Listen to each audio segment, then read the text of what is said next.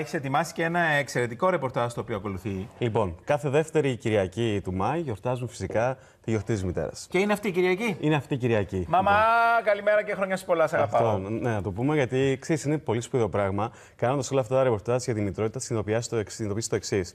Ότι πρέπει να πούμε ένα τεράστιο ευχαριστώ στις μητέρες μας. Όχι που μας έδωσαν τόση πολύ αγάπη που δεν χρειάστηκε να την ψάξουμε σε εφήμερες σχέσεις, στα ναρκωτικά, σε οτιδήποτε άλλο είδους εξαρτήσεις. Πραγματικά σας ευχαριστούμε. Μάνα, η Δημητρούλα μου, της ευχαριστώ πάρα πολύ γι' αυτό. Έτσι είναι. Ξέρεις τι μεγάλο πράγμα είναι να έχεις όλη αυτή την αγάπη, το χειδευμένη μέσα σου, έτοιμη να τη δώσεις στη γυναίκα σου, στα παιδιά σου. Στη συνέχεια είναι φοβερό πράγμα. Και να την δίνουν όμως και οι ίδιες οι μανάδες μέχρι και την τελευταία του στιγμή. Είναι μοτίβο αυτό, επαναλαμβάνεται. Είναι απίστευτο. Κανένα βλαστοκύτταρο, κύριε Παπαζαχαρίου. Δεν μπορεί να κάνει το θαύμα που μπορεί να κάνει η μάνα. Η σειρά είναι ο γονιός προς το παιδί. Ελάχιστα αποδίδει το παιδί στο γονιό και δεν τον χρειαζόμαστε σαν γονείς. Πρέπει να φροντίζουμε και πόσο σημαντικό όμως είναι, αλήθεια.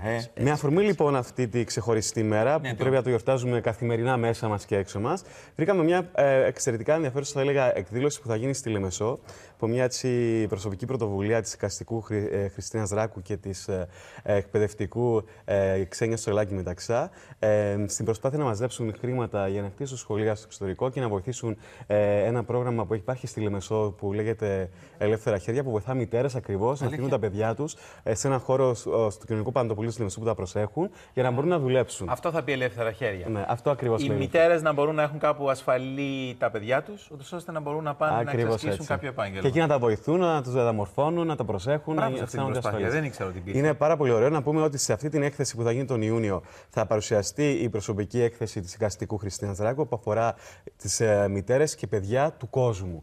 Είναι η σχέση αυτή της μητρότητας, πώς περιγράφεται μέσα από εικόνες από μητέρες και παιδιά όλου του κόσμου και επίσης στα γραφόμενα της αγαπημένης Ξένια Τσολάκη Μεταξύ, η οποία έχει γράψει βιβλίο πλέον για τη μητρότητα. Μικρά κομμάτια που αφορούν τη δική της τη μητρότητα, αυτή που έπραξε την αγάπη τη μητέρα της και γενικά πώς αντιλαμβάνεται τη μητρότητα. Όλα αυτά στο βίντεο που ακολουθεί. Όλα αυτά με αποκορύφωμα την πρώτη παρουσίαση ενός τραγουδιού που έχει γράψει το κορίτσι μας, το αγαπημένο η Χριστίνα Μεταξά.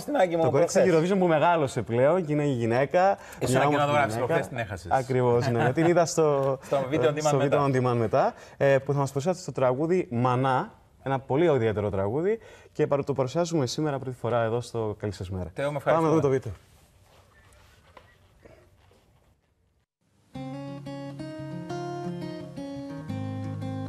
Με αφορμή τη γιορτή της μητέρας, δύο γυναίκες, δύο μητέρες, ενώνουν τις δημιουργικές τους δυνάμεις σε μια εκδήλωση αφιερωμένη στη μητρότητα, θέλοντας να δείξουν πως μπορεί να διαφέρουμε σε χρώμα, έθνος και θρησκεία, αλλά η σχέση μητέρας και παιδιού, οπουδήποτε και κάτω από οποιασδήποτε συνθήκες και να τις συναντήσεις, αντιλαμβάνεσαι πως η μητρότητα είναι μια παγκόσμια γλώσσα. Υπάρχει το ρητό που λέει μια φωτογραφία 1000 λέξεις. Υπάρχει όμως και η σιωπή που έρχεται σαν αποτέλεσμα των συναισθημάτων που νιώθει κανείς μπροστά στις εικόνες που αποθανάτησε ο φωτογραφικός φακός της Χριστίνας Ράκου. Ανεξάρτητα από την χώρα προέλευσης ή την εθνικότητα ή τη φυλή, το συναίσθημα και η σχέση μεταξύ μητέρας και παιδιού είναι παγκόσμια και φαίνεται να είναι ίδια.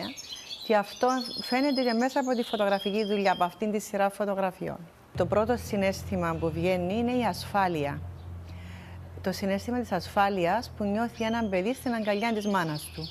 Είτε στην αγκαλιά της, είτε στην πλάτη της, γιατί σε πάρα πολλές χώρες της Ασίας οι μάνες κουβαλούν τα παιδιά στην πλάτη. Νομίζω αυτό είναι το θέμα της ασφάλειας, ότι ένα παιδί νιώθει ασφαλή όταν είναι στην αγκαλιά της μάνας του. Μετά νιώθει ευτυχισμένο, έχει χαρά, βλέπεις χαμόγελο στα μάτια του παιδιού, αλλά και της μάνας. Είναι μια σειρά έτσι όμορφα συναισθήματα, μπορεί να είναι πληρότητα για τη μάνα σε ένα άλλο επίπεδο, χαρά πιο πολλά. Είναι θέμα μιας σύνδεσης ψυχικής που δεν έχει να κάνει με τίποτε άλλο εκτός. Δηλαδή, ό,τι και να συμβαίνει στον περίγυρο, αυτή η σχέση είναι πάρα πολύ αγαπησάρικη μεταξύ μιας μάνας και ενός παιδιού. Σκοπός της εκδήλωσης είναι να ενισχυθεί το «Σ' αγαπώ». Αυτή η ανυπέρβλητη φράση που έγινε τίτλος ενός φιλανθρωπικού ιδρύματος που στόχο έχει να κάνει πράξη και ενέργεια το «Σ' αγαπώ». Τα τελευταία 25 χρόνια που φωτογραφίζω, πάντα όλες τις πράξεις από τις πωλήσεις των φωτογραφιών μου τις προσφέρω σε διάφορα ιδρύματα. Τα τελευταία 4 χρόνια έχουμε ιδρύσει το δικό μας ίδρυμα, το «Σ' αγαπώ», με σκοπό να βοηθήσουμε παιδιά στην εκπαίδευση. Έτσι αυτή η έκθεση έγινε 3 φορές στη Γαλλία και μαζεύτηκαν αρκετά χρήματα, ούτως ώστε να ανακαινήσουμε ένα σχολείο στη Σρι Λάνκα, να στείλουμε στις Ονδούρες 200 σχολικές τσάντες, να στείλουμε στο Καμερούν 500 σχολικές τσάντες, να βοηθήσουμε στην Κύπρο το πρόγραμμα Ελεύθερα Χέρια, το οποίο στεγάζεται στη Λεμεσό, στο κοινωνικό μαντοπουλίο της Λεμεσού, της πόλης. Έγιναν πάρα πολλές εισφορές από τον κόσμο, ειδικά στη Γαλλία. Και τώρα εύχομαι και στην Κύπρο να έρθει ο κόσμος να δει την έκθεση και να μας στηρίξει.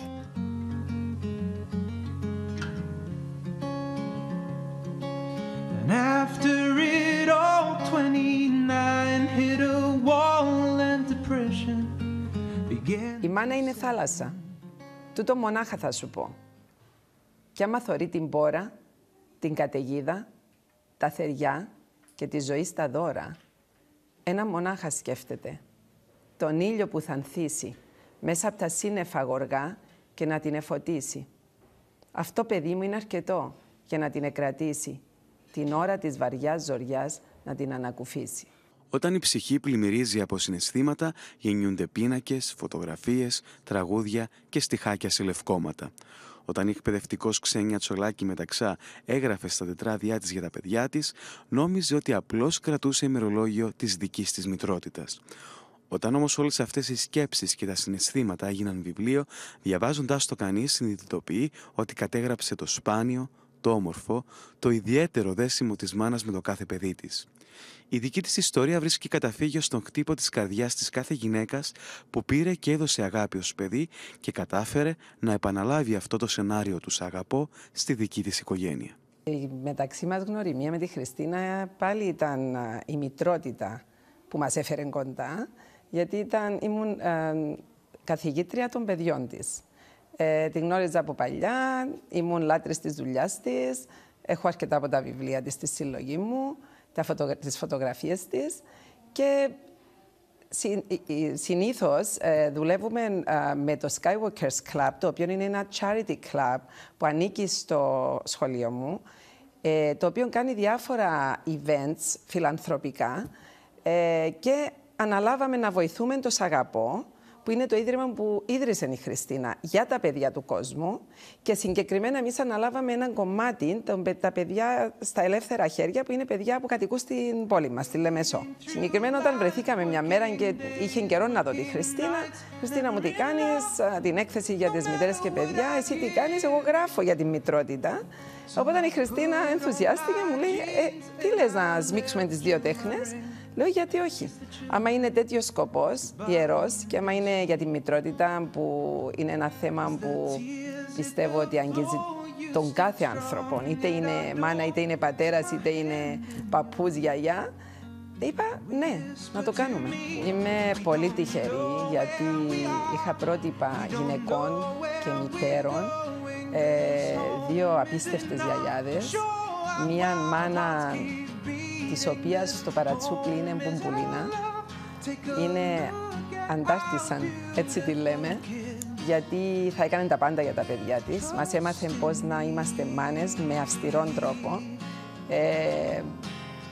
Πολύ έτσι αγέροχη γυναίκα.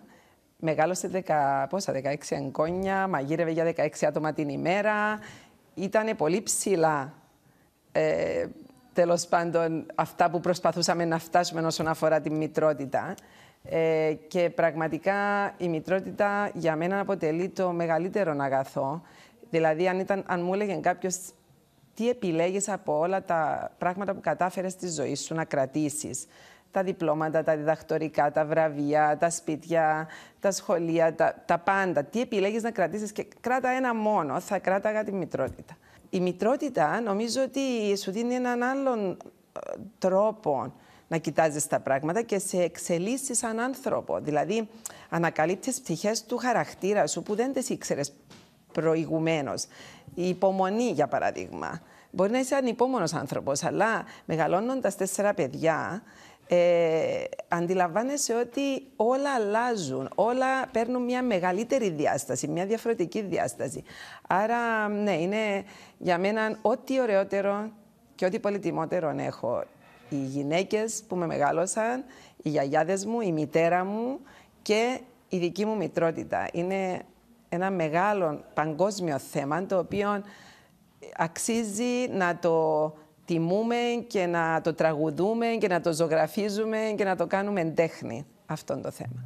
Την ώρα που στο ημερολόγιο μιας μητέρας διαβάζει στο ερώτημα από πού έρχονται οι μάνες αν τα παιδιά μαθαίνουν σε μια γυναίκα πώς να είναι μάνα, την ίδια στιγμή η κόρη της διερωτάται αν φοβούνται οι μάνες όπως φοβούμαστε εμείς τα παιδιά. Και αυτές οι σκέψεις συχνά δεν συναντιούνται ποτέ, όμως τραγουδιούνται. Και είναι χαρά διπλή όταν γίνεσαι μάρτυρας ενός τραγουδιού που καταγράφεται για πρώτη φορά. Είναι σαν να είσαι παρόν στη γέννηση ενός παιδιού που συστήνει τον εαυτό του πρώτη φορά στον κόσμο. Το θαύμα της ζωής.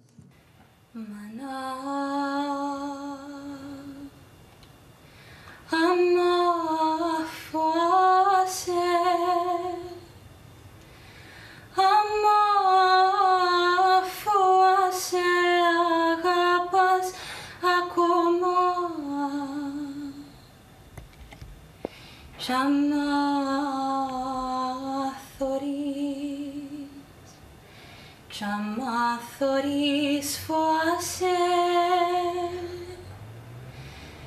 να μου το πεις ψιθυριστά να μεν ακούσω εντάξει να θυμάσαι. Πώς προέκυψε το τραγούδι «Μανά». Πρώτα ήρθε στη μορφή ενός μικρού τετράστιχου, το οποίο εμπνεύστηκα όταν ήμουν στο εξωτερικό, ήμουν για σπουδές και μέσα στις πολλές σκέψεις που έχουμε όταν είμαστε μακριά από την οικογένεια, μακριά από τη χώρα μας, από την ασφάλεια του σπιτιού, ήταν και η σκέψη, μάλλον έτσι, μια μικρή αναλαμπή, φοβούνται οι μανάδες ή μόνο εμείς φοβόμαστε ως παιδιά, γιατί εντάξει, ζούμε το φόβο όταν φεύγουμε από το σπίτι μας. Και σκέφτομαι ξαφνικά, η μαμά μου μπορεί να φοβάται. Αλλά δεν έχει επιλογή. Πρέπει να μας δείχνει αγάπη, πρέπει να είναι εκεί, πρέπει να είναι παρούσα. Και έτσι γεννήθηκε η ερώτηση, μανά, άμα φοάσαι, αγαπάς ακόμα. Και άμα θωρείς τούτα όλα που συμβαίνουν, φοάσαι. Φαύλος κύκλος δηλαδή. Δεν ήθελα να ακούσω την απάντηση. Έτσι συνεχίζει το τετράστιχο με την εξής σκέψη. Να μου το πεις ψιθυριστά, να μην ακούσω, να θυμάσαι. Μια γενιά της γιαγιάς μου που δεν ήξερε ούτε να γράφει ούτε να διαβάζει, μόνο που ήξερε είναι ενστιχτωδός να δίνει αγάπη. Και μετά η μητέρα μου το έμαθε αυτόν από τη μάνα της και το έδωσε σε εμάς. Πολλά πράγματα ορθολογιστικά μπορεί να τα αναιρούμε όταν πάμε να σπουδάσουμε, μα γιατί κάνεις αυτό, γιατί κάνεις το άλλο, αλλά στο τέλος της μέρας μας αγάπησε η μάνα μας και μας έμαθε να αγαπούμε. Που αυτό δεν μπορείς να το περιγράψεις, παρά μόνο το νιώθεις, νομίζω. Αυτό που έμαθα όμως από την πορεία μου είναι κρίμα να χάνομαι στιγμές σε άγχος, είτε για βαθμούς, είτε για σχολεία, είτε για ασήμαντα πράγματα, γιατί χάνονται οι στιγμές, φεύγουν οι στιγμές. Πρέπει να κρατάμε την κάθε στιγμή, να τους κρατάμε δίπλα μας, στη ψυχή μας, να τους μιλούμε σαν να και είναι μεγάλοι και να τους αγαπούμε χωρίς όρια, να τους το λέμε καθημερινά, αλλά να φροντίζουμε να έχουμε όμορφες αναμνήσεις με τα παιδιά μας, να κάνουμε πράγματα με τα παιδιά μας, γιατί περνάνε τα χρόνια και μετά φεύγουν, δεν θέλουν να κάνουν και πολλά πράγματα μετά. Δηλαδή υπάρχει μια φάση που θέλουν να είσαι συνεχώς μαζί τους και εσύ ψάχνεσαι εκείνη την εποχή, θέλεις να κάνεις πράγματα με τη ζωή σου, με την καριέρα σου. Μετά τα παιδιά θέλουν να φύγουν για λίγο και μετά ξανάρχονται. Άρα όλες τις στιγμές να τις παίρνουμε θετικά και να τις κρατάμε μέσα στη ψυχή μας και να έχουμε υπομονή. Είναι πολύ απλά τα πράγματα, γιατί από τη στιγμή που μια γυναίκα γίνεται μάνα, ξέρει ακριβώς τι πρέπει να κάνει για το παιδί της. Έτσι δεν χρειάζεται εγώ να πω κάτι. Αυτό που θέλουν τα παιδιά είναι αγάπη, παρουσία, να είναι εκεί η μάνα τους όταν τα χρειάζονται, όταν τη χρειάζονται. Και είναι απλά τα πράγματα. Δεν χρειάζεται πολλή σκέψη. Είναι να νιώσεις τη μητρότητα και να προσφέρεις με την καρδιά σου αυτό που έχεις στο παιδί σου.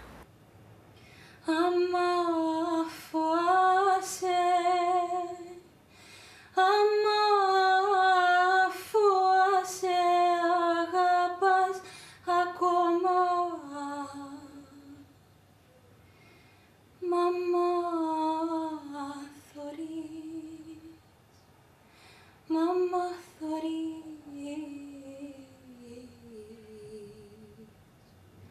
μαμά θωρείς, φοάσαι να μου το πεις ψιθυριστά, να μεν ακούσω, εντάξει να θυμάσαι, να μου το πεις ψιθυριστά, μάνα, μάνα, μάνα.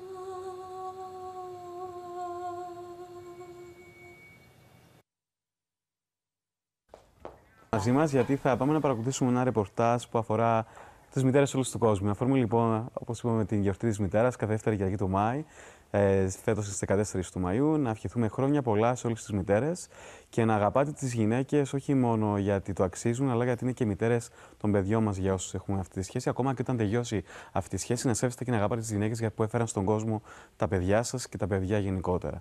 Πάμε να δούμε το ρεπορτάζ και χρόνια σας πολλά σε όλες τις μητέρες εκεί έξω.